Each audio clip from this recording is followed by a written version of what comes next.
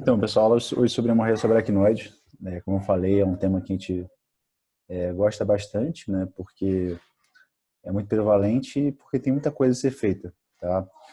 E diferente, na verdade, de um paciente com AVC isquêmico, AVC hemorrágico, que geralmente acomete uma taxa, assim, uma faixa etária de pacientes mais idosos, o paciente com hemorragia subaracnoide é o paciente que está no pico daquela atividade laborativa dele, né?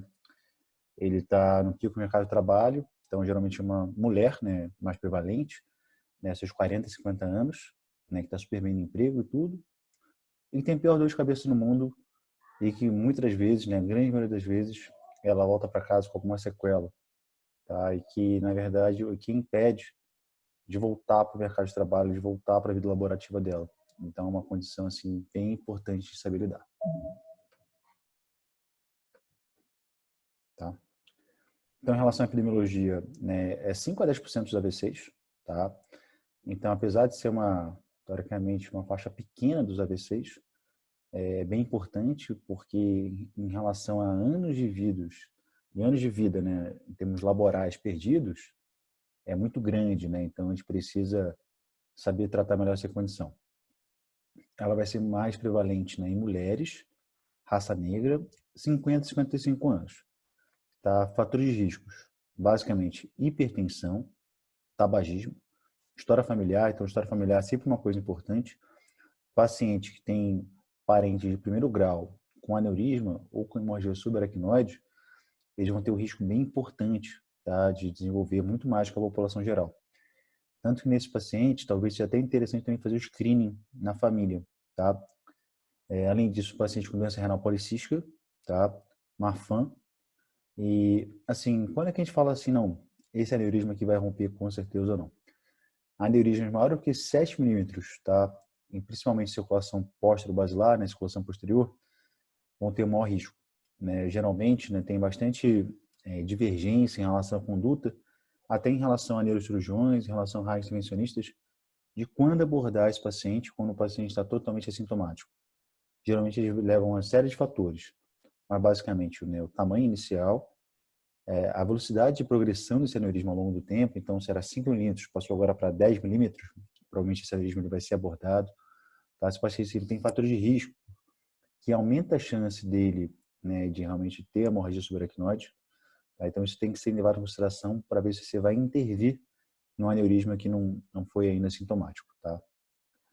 Em relação à localização, pessoal, então é bem comum, né, 1 a 5% da população, tá? Desse 1 a 5% da população, 20 a 50% rompe ao longo da vida.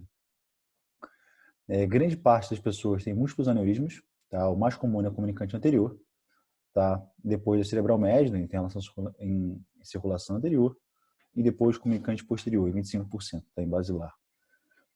Tem aneurismas da artéria oftálmica, né? O céu é o limite em relação a isso, mas geralmente a circulação anterior é o bem mais comum, principalmente da comunicante anterior, tá? Então, pessoal, como comentei com vocês, né, os fatores de riscos para a ruptura do aneurisma, tem que avaliar, né, se existem fatores de riscos para romper, né, modificáveis e não modificáveis, né, então hipertensão, sexta década de vida, tabagismo. A história familiar aumenta muito o risco disso. E você vê que o risco ele começa a aumentar, pessoal, quando fica maior do que 7 milímetros, né? E quando maior do que 24 milímetros, né, a chance, né, chega a 50% com a circulação posterior, né? Então, esse paciente você vai ter que abordar, tá, esse aneurisma, tá? Em relação a sexo, raça, alcoolismo, esforço físico, a literatura é bem mais frustra, tá? Em relação ao quadro clínico, pessoal, assim, uma coisa importante. O que leva o paciente com HSA ao pronto-socorro é a cefaleia, tá? E geralmente essa cefaleia ela tem sintomas associados. O paciente ele pode ter um déficit neurológico, né, que a gente vê aqui, que é até 60%.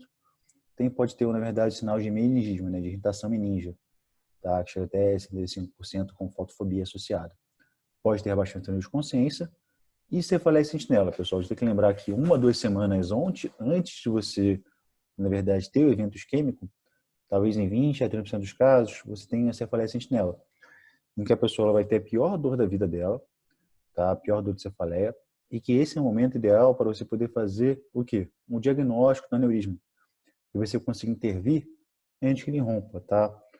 Então, assim, se o meu paciente, você acha que possa ser uma cefaleia sentinela, ideal que se faça uma tomografia e principalmente uma angiotomografia. Que a gente sabe que a sensibilidade de ver aneurismas até maiores que 3 milímetros é muito boa, tá? Então, assim, é um exame bem interessante. A cefaleia sentinela, geralmente, pessoal, é por microsangramento, é por pequenas expansões da aneurisma, tá? Que geram toda essa clínica. Tá? Coisa importante, tudo que eu estou falando aqui é sobre aneurisma sacular, tá? Sobre etiologia aneurismática. Existe HSA traumática, tá? Existe HSA perimesencefálica, que pode não ser traumática, mas isso é uma outra aula. Tá? Eu estou falando aqui sobre HSA aneurismático, tá? Então, pessoal, quando é que eu vou ter essa suspeita clínica no pronto-socorro, tá? Se você tem uma cefaleia com red flags, né, então com sinais vermelhos, rebaixa de consciência, déficit no lógico focal, vômito sem jato, assim, você vai pedir tomografia, assim, não tem que pensar, tá? Tem uma regra, tem uma corte canadense que é bem interessante, isso que é a regra de Ottawa, tá? Eles avaliaram um paciente que tinha um maior risco, né, fizeram uma análise multivariada e viram quais fatores, né, associados a uma cefaleia teria o maior risco de desenvolver, né, realmente a hemorragia subaracnoide. Então, que nesse paciente você deveria pedir um exame de imagem para poder confirmar, tá? Então, a ideia é cefaleia, a pior cefaleia da vida, tá? Um Thunderclap headache, não, então cefaleia súbita, pior intensa em 1 hora, um paciente com uma faixa etária compatível, né, 40 anos ou mais, se tiver qualquer um desses, já pediria o exame de imagem. Perda da consciência testemunhada, o início durante o esforço, tá? Uma cefaleia sentinela prévia, tá? Com pico instantâneo, então o pico, geralmente dor é instantâneo, então não é uma coisa gradual. Por ser uma etiologia vascular, geralmente uma piora súbita. Um paciente com sinais de irritação meninge, então dor ou rigidez de nuca, tá? E com limitação de flexão cervical ao exame. Então, basicamente, paciente com a pior cefaleia da vida, faixa etária compatível, que perdeu consciência, que iniciou durante o esforço, tem história de uma cefaleia sentinela ou que tem sinais de meningismo. Basicamente, dor ou rigidez de nuca ou dor à flexão cervical ao exame. Em relação ao prognóstico, pessoal, uma coisa importante é que, na verdade, a HSA, muito do prognóstico, ele vem, na verdade, no início do quadro clínico, né, na admissão do paciente. A gente tem duas escalas. Tem a escala de Hunt-Hess, tá? A escala da World Federation of Neurosurgeons. A escala de Hunt-Hess, pessoal, é bem interessante, a volta a cair em prova, mas ela tem muita variância entre observador, tá? É uma escala bem antiga, você vê que é 1968, tá? Anterior ao Glasgow. Então, a gente tem utilizado pouco a escala de Hunt-Hess. A gente tem utilizado mais a escala da World Federation, porque ele é muito mais fácil de eu conseguir, né, avaliar meu paciente. Eu tenho pouca variância interobservador, tá? Então, basicamente avaliar o Glasgow e se tem déficit motor ou não, tá? Um World Federation 4 e 5, Hunt-Hess 4 e 5, é o que é chamado de poor grade, tá? HSA, ou seja, um HSA de pior prognóstico, tá? Então, o paciente tem um Glasgow menor ou igual a 12, um paciente já tem um pior prognóstico. A 13 a 14 ela vai ser diferente só se o paciente tem déficit motor ou não. Então, assim, o que eu posso falar para vocês? Esse paciente aqui, 4 e 5, deixa eu até colocar aqui minha canetinha, eles vão ter uma pior mortalidade, tá, pessoal? Então, o paciente quando tem 4 e 5, é o paciente que eu já chamo a família de forma inicial, já converso com esse paciente, tem uma grande chance de morrer. Vocês veem que chega até 70% e 80% quando aqui é 5, tá? De mortalidade na internação. E aqui de 30% a 50%. Então, eu já chamo a família, faço uma conferência para falar de gravidade, para tentar explicar melhor a situação, falar quais são as opções terapêuticas do meu paciente, mas falar que vai ter uma grande chance ou de morte na internação, tá? Ou de sequela. Em relação ao diagnóstico, né, então a gente sabe que a tomografia ela vai ser bem sensível, tá? E a positividade chega a ser 95% nas primeiras 24 horas, tá? E à medida que eu vou passando o tempo do meu episódio, eu vou reduzindo a sensibilidade, porque meu sangue ele começa a ser reabsorvido, tá? E quando ele fica por muito tempo, né, após uma semana e tudo, a sensibilidade diagnóstica cai muito, para 50%, 60%. Nesse caso, o melhor exame seria talvez a ressonância magnética, que consegue avaliar sangramentos subagudos ou até sangramentos mais crônicos, tá? Quando a gente faz, na verdade, fala de HSA, a gente fala muito sobre a escala de Fisher, tá? A escala de Fisher, ela foi modificada pela Jennifer Fronteiro, o pessoal, né, de Colômbia, e que tem uma correlação totalmente exata com vasoespasmo. Então, qual era o problema? Assim, a escala anterior, a Fischer 3 tinha maior risco de vasoespasmo do que o Fischer 4. Então, foi modificado para ter uma progressão linear. Então, atualmente, o Fischer 4 ele tem o maior risco de fazer vasoespasmo do que o Fischer 3, tá? Então, como é que a gente avalia? Basicamente, a gente avalia se tem sangramento espesso ou fino e se avalia se tem hemoventrículo associado. Se eu não tenho nada, se eu não tenho HSA e não tenho hemoventrículo, eu fiz, por exemplo, uma punção lombar para poder fazer o diagnóstico, eu falo com Fischer 0. Tá? Se eu tenho pouca cisterna, sangramento fino, eu falo que é HSA 1. Se eu tenho hemoventrículo, tá? Com ou sem sangramento fino, eu falo que é 2. Então, o hemoventrículo só, se já tem hemoventrículo, no mínimo é 2. Tá? Se tiver com ou sem sangramento fino, tá? Mantém 2. Se o sangramento é espesso, tá? Maior que 1 milímetro, pegando todas as cisternas, sem hemoventrículo, no grau 3. E a pior situação do mundo, quando eu tenho um sangramento espesso, tá? Quase todas as cisternas, uma espessura aumentada, com hemoventrículo, é um grau 4. Esse é um paciente, pessoal, que provavelmente ele vai fazer vasoespasmo, tá? Durante a internação. Vai fazer uma isquemia cerebral tardia, que é o nome que a gente vai dar para o vasoespasmo sintomático, tá? Vou comentar um pouquinho mais para vocês. Então, só para mostrar um pouquinho aqui, pessoal, mostrando aqui o exame normal. Então, esse aqui é o Fischer 1. A gente vê que aqui ao redor do mesencéfalo, aqui na cisterna interpendicular, a gente vê um pouquinho de sangue, tá? Mas eu vejo pouco sangue aqui na fissura silviana, sabe? Eu não vejo o meu ventrículo. Então, o Fischer 1. Tá? O Fischer 2, eu vejo o paciente com um pouquinho, com hemoventrículo, tá? Tanto aqui em ventrículo lateral, terceiro ventrículo, tá? Cono posterior do ventrículo lateral, aqui pegando o quarto, querendo já pegar o quarto ventrículo, tá? Inclusive aqui na fissura silviana, aqui no cono temporal também, tá? Também com sangramento. Então, esse aqui é um Fischer 2, que poderia estar associado com sangramento fino ou não, tá? O Fischer 3, você vê que aqui é um sangramento bem espesso, tá? Então, pegando aqui a fissura interhemisférica, pegando todas as fissuras, tá? Bem importante, aqui a fissura silviana, fissura interhemisférica, então é bem difuso. E o Fischer 4, que quando vai ser? Quando tem um hemoventrículo associado ao sangramento espesso. Isso aqui, pessoal, vai ser o pior paciente. Provavelmente esse paciente vai fazer vasoespasmo durante a internação, tá? E isso é muito pergunta de prova, né? Mas praticamente a gente utiliza um pouco na clínica, porque como o nosso exame de imagem tem melhorado de forma considerável, tá? E os exames de sensibilidade diagnóstica são bem antigos, a punção lombar é aquele negócio, o paciente com clínica de HSA, em que você tem, na verdade, uma tomografia negativa.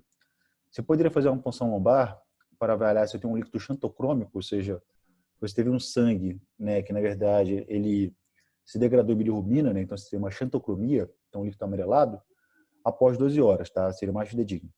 Além disso, eu sempre tenho que, na verdade, diferenciar de uma punção traumática, tá, pessoal? Porque às vezes vem sangue, você coletar líquor, vem sangue, porém você acertou a sua artéria. Então, se é a medida que você vai coletando vários líquidos seguidos, você cai esse sangramento, então começa a ficar límpido depois, você não tem HCA. E se mantém sangramento mesmo com você trocando os líquidos, provavelmente você deve ter um HCA. O ideal é que você fizesse a espectrofotometria, para você fazer o comprimento de onda, para ver se a luz realmente é xantocromia, por isso é muito pouco, né, fidedigno, tá? Então aqui só mostrando o líquido xantocrômico, ele é meio amareladinho mesmo, tá? O ideal é que você fizesse até uma centrifugação disso, tá? Aqui estou mostrando, pessoal, a arteriografia, que segue sendo um padrão ouro para o diagnóstico, tá? Principalmente para aneurismas pequenos, menor que 3 milímetros. Deixa eu ver se tem aqui mais para frente. Tá. Caso você tenha, por exemplo, um paciente que ele tem uma clínica muito sugestiva e você fez, na verdade, angiotomografia e não fez nada. Você fez uma arteriografia, também foi negativo. Às vezes, o próprio fato de romper o aneurisma sangrou, tá? Às vezes você fez, inclusive, inclusive a tomografia viu o sangramento e você não achou o aneurisma, tá? O que pode acontecer? Às vezes o aneurisma rompeu e sangrou, e aí fica, na verdade, um coágulo próximo ao aneurisma. Então você não consegue, ele fica, na verdade, o coágulo fica meio que obstruindo o aneurisma. Então, quando você faz o exame de imagem, não consegue chegar, na verdade, com traste. Então você não consegue visualizar o aneurisma. Então, frente a uma suspeita bem importante, tá, descartando uma HSA traumática, o que a gente faz? Então, angiotomografia negativa para aneurisma, arteriografia negativa para aneurisma. Após 1 a 3 semanas, você tem de repetir a arteriografia, tá, que seria o termo para você começar a ver realmente esse aneurisma, tá, pessoal? E quando é HSA perimesencefálica, é bem diferente. Tem um prognóstico muito melhor, tá? E tem chance até, na verdade, ser um sangramento venoso, tá? E por que que, assim, a HSA é tão mórbida, então mata tanto e, na verdade, os dois sobreviventes, até 50% tem algum risco de sequela. Então, por que que isso é tão ruim, tá? Então, a gente fala que a mortalidade em torno de 30%, 30 a 40%, tá? E dois sobreviventes, 50% fica com um grau de sequela. Então, assim, é muito grave. Principalmente, pessoal, por conta das complicações desse paciente, tá? É uma doença que complica muito. HSA é uma doença sistêmica, tá? Então, basicamente, o que provoca mortalidade no paciente com HSA? Ressangramento de forma precoce, então, assim, nas primeiras 24 horas, principalmente nas primeiras 6 horas, o que causa mortalidade é o sangramento, tá? Vasospasmo sintomático, que a gente chama de isquemia cerebral tardia, 50% dos pacientes morrem por conta de isquemia cerebral tardia. Você também pode ter hidrocefalia, convulsões, subduções, então o paciente pode ter uma SIAD, ou até a síndrome perdedora de sal cerebral, tá? Edema pulmonar cardiogênico, arritmias, então você pode ter manifestações cardiológicas de hemorragia subaracnoide, ondas cerebrales, Takotsubo, hipertensão intracraniana, tá? Vou falar um pouquinho. Então, ressangramento, pessoal, a incidência maior vai ser no primeiro dia, tá? 4% no primeiro dia, tá? E você vai realmente aumentando a incidência acumulativa até chegar a 14% em uma semana, tá? A mortalidade do vasospasmo é a complicação com maior mortalidade. Chega a 50% a 70%. Tá? Então, isso é bem grave. E à medida que passa a segunda semana, a chance de ressangramento é muito menor, tá? E como é que a gente vai atuar, tá? Nesse teoricamente, para prevenir o ressangramento de forma precoce, tá? Então, basicamente, pessoal, é abordar de forma precoce o aneurisma, tá? Seja por coil, tá? Seja por clipe, né? Por neurocirurgia, de forma a obliterar esse aneurisma, eu reduzir o risco de ressangramento.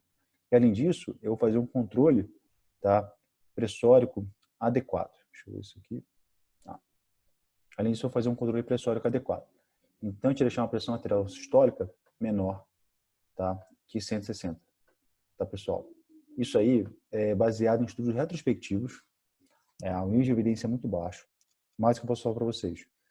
O paciente tem um World Federation 1 a 3, né, 1 a 2, né, tudo, o cara está mais estável, está super bem. Geralmente, até eu tratar o aneurisma, eu sou mais agressivo, então de 140 e tudo.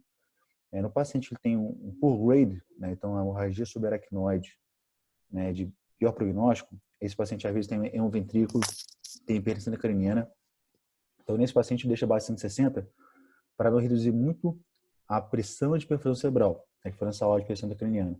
Então, deixa abaixo de 160. E se eu tiver uma PIC, né, com DVE, que a gente vai falar um pouquinho, que muitas vezes é necessária para você drenar o ventrículo, aí sim eu vou deixar um PPC entre 60 e 70, tá? Mas tentar deixar uma pressão arterial sistólica menor que 160 até abordagem do aneurisma, tá? E tratar de forma precoce. O que é melhor? Tá? Você tratar de forma endovascular, né, por coil, né, por molas, né, de colocar mola no aneurisma, ou por clipe. Depende muito da experiência do serviço. Tem alguns estudos comparados de forma teoricamente mantida, e basicamente o ICESat, que foi publicado no Lancet em 2002, tá? E o Barrow. O ICESat ele foi melhor, teoricamente, para o coil, então é a forma endovascular. O segmento após 3 anos não teve tanta diferença, porém teve menor recidiva de complicações. Tá? E o Barrow também foi melhor, o coil. Então, posso falar para vocês.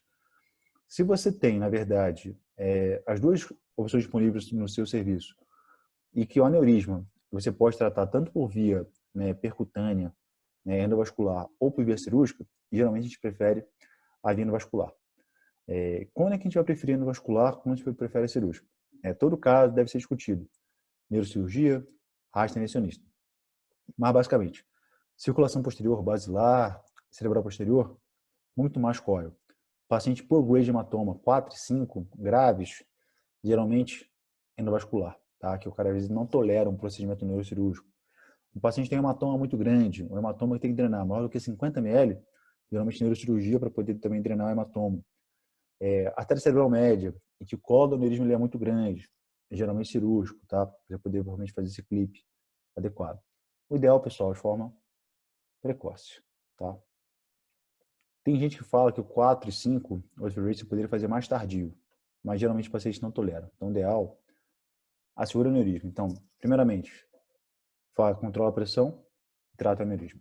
Tá? Em relação ao vasoespasmo, pessoal, que é a isquemia cerebral tardia. Geralmente a gente vai ter um início com 3 a 5 dias de sintomas, após os sintomas, um pico de 5 a 14 dias. Tá? E de 2 a 4 semanas você vai ter realmente uma melhora disso. Tá? A incidência angiográfica, ou seja, sem provocar sintomas, ou provocando sintomas ou não, é muito alta, em torno de 60% a 70%. Porém, a clínica, que a gente vai chamar de isquemia cerebral tardia, é em torno de 30%. Por que a gente está chamando de isquemia cerebral tardia? Porque tem pacientes que têm uma clínica de isquemia cerebral tardia, na verdade, que a gente excluiu outras complicações e não tinha vasoespasmo angiográfico. Então, o paciente, por exemplo, poderia ter uma oclusão microvascular, poderia ter uma que a gente chama de despolarização cortical alastrante, tá? Que é meio que uma hipofunção do neurônio. Tá? E como é que a gente pode fazer o diagnóstico disso? Ou eu tive uma redução do Glasgow menor ou igual a 2, maior ou igual a 2, então um rebaixamento no nível de consciência, ou um déficit no lógico focal. E eu só posso falar que é isquemia cerebral tardia quando eu descarto todas as complicações. Então, eu vou levar esse paciente para a tomografia. Eu vou excluir ressangramento, eu vou excluir hidrocefalia, tá? Eu vou excluir que foi um mutótico, o paciente fez uma crise convulsiva, tá bom? Então, sempre a gente deve avaliar isso. Tá? E até 50% da isquemia cerebral tardia progride com infarto e um déficit neurológico permanente, tá, pessoal? Então, como é que a gente pode fazer o diagnóstico? Num paciente que ele está super de boa, o paciente está outro ratio 1, 2, o cara que é cooperativo, você faz um neurocheck na UTI.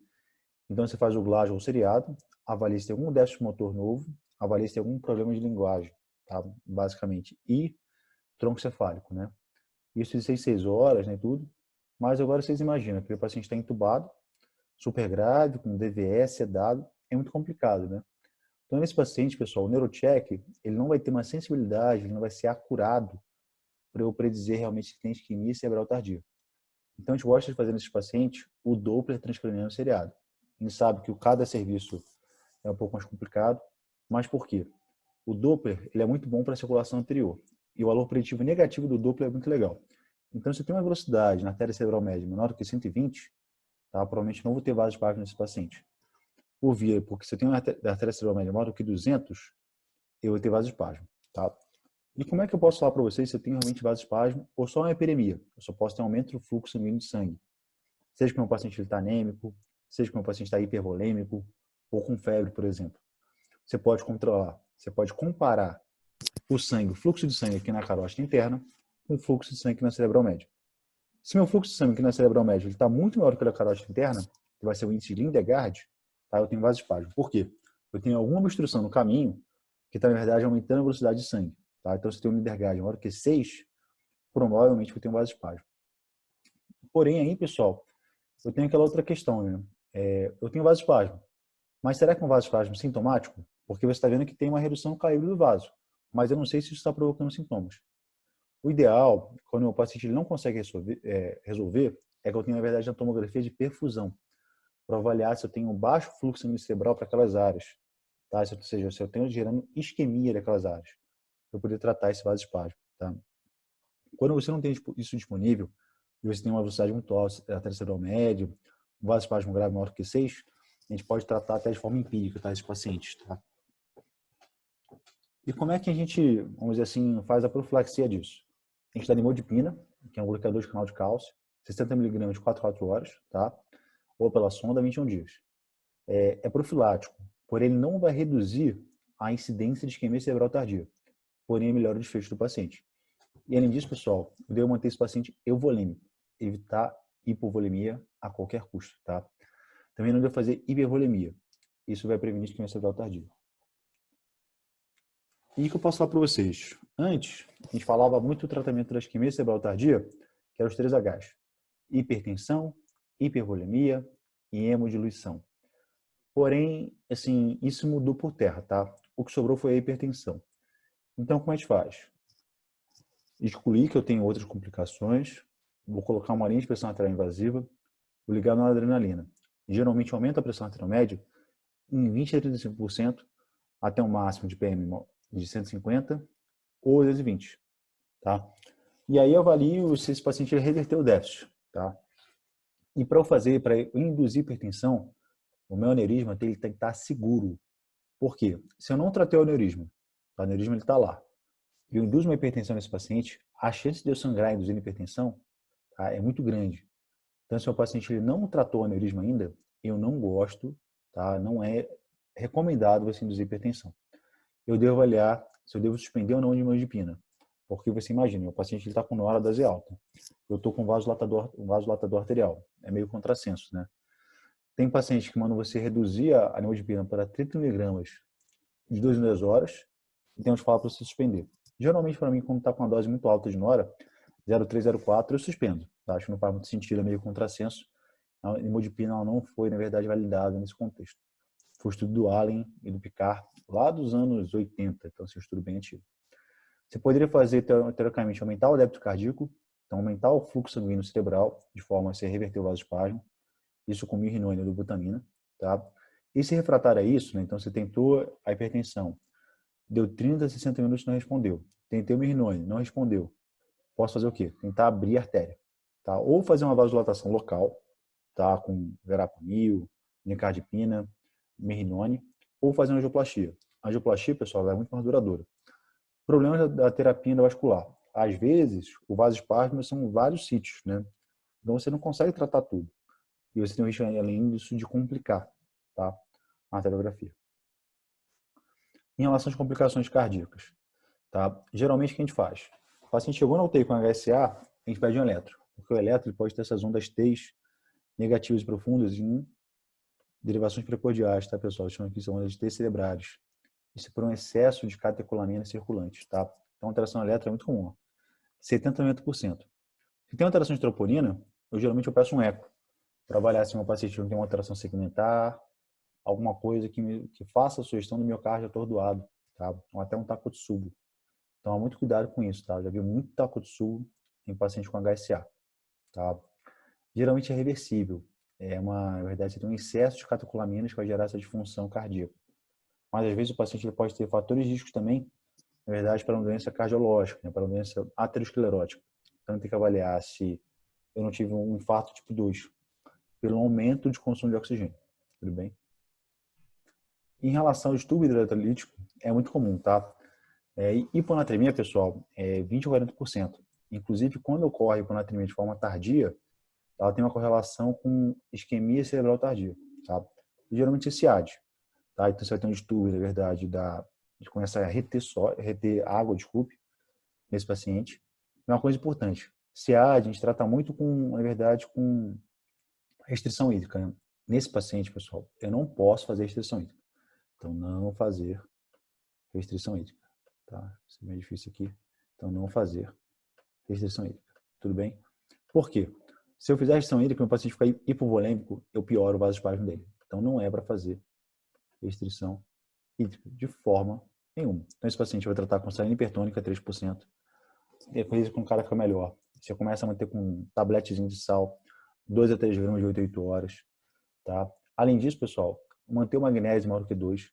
Tá? Tem um estudo que foi o estudo MESH, que comparou o magnésio. Não tem assim, evidência para isso, porém, teoricamente, o magnésio adequado é legal. Tá? Corrigir o potássio, tá? Além de corrigir o cálcio. Tomar muito cuidado, pessoal. É muito comum, muito frequente, e volta e meia passa batido. Mas, mais uma vez, não façam restrição hídrica para quem está com HSA. Tá? Tratem de forma com salina hipertônica. Então, eu vou ter aqui. Ó. Tá. E crise convulsiva, pessoal? Geralmente, a crise convulsiva ela ocorre muito no primeiro dia, após o sangramento. Então, meu paciente ele teve o sangramento, tinha sangue agora nos meus vasos de distribuição, e o próprio local que fez a ruptura do aneurisma, o pessoal faz uma crise convulsiva, tá? Então, você mantém geralmente o tratamento de crise convulsiva até de convulsão profilático, né? Seja com fenitoína, seja com levetiracetam, que parece que é melhor. A fenitoína ela foi associada ao pior desfecho nessa população. O levetiracetam ele vai ter menos interação com a fenitoína, porque a fenitoína ela vai por ser um indutor do CYP, ela reduz o nível sérico do levetiracetam. Então, a levetiracetam é uma medicação melhor nesse contexto. E, geralmente a gente mantém, pessoal, até você tratar o aneurisma. Tratar o aneurisma pode tirar um anticonvulsivante. Óbvio, se você consegue avaliar, na verdade, seu paciente de forma neurológica seriada. Se um paciente está entubado, né, super grave, às vezes a gente não consegue avaliar a crise convulsiva, eu teria que ter um eletroencefalo para avaliar status não convulsivo, às vezes a gente mantém profilático, né? Se for um sangramento muito flutuoso, um Fischer 4 modificado, às vezes mantém levetiracetam por até 7 dias. Tá? Lembrar que um paciente hipertenso, que tem desvio arterial cerebral média, porque tem mais sangue, ou tem déficit neurológico persistente, é um fator de risco para crise convulsiva. Tá? E última complicação, hidrocefalia. A gente vê aqui um ventrículo importante aqui no terceiro ventrículo, tá obstruindo realmente a drenagem, tá? E agora você vai ter um ventrículo bem dilatado, até com transudação ependimária aqui, a transudação micórica aqui nos ventrículos. Então, o que acontece? Você pode obstruir tantas granulações aracnoides, então você faz uma hidrocefalia, tá, não comunicante, desculpa, uma hidrocefalia comunicante, né, não obstrutiva, tá? E isso pode acontecer. E também eu posso obstruir, por exemplo, o terceiro ventrículo ou o quarto ventrículo com muito sangue, como está aqui. Tá? Que nesse caso eu vou ter uma hidrocefalia obstrutiva, não comunicante. Tá? Então eu posso ter que evacuar esse sangue daqui ou colocar uma derivação ventricular externa para drenar esse ventrículo, tá? E deixar o paciente legal. Qual o problema? O problema é que a mesma ideia da hipertensão craniana. Você vai ter muitas complicações relacionadas a catéter de derivação ventricular externa PIC, que muitas vezes o meu paciente fica shunt dependente, ou seja, ele fica dependente de um catéter de derivação ventricular externa. Por quê?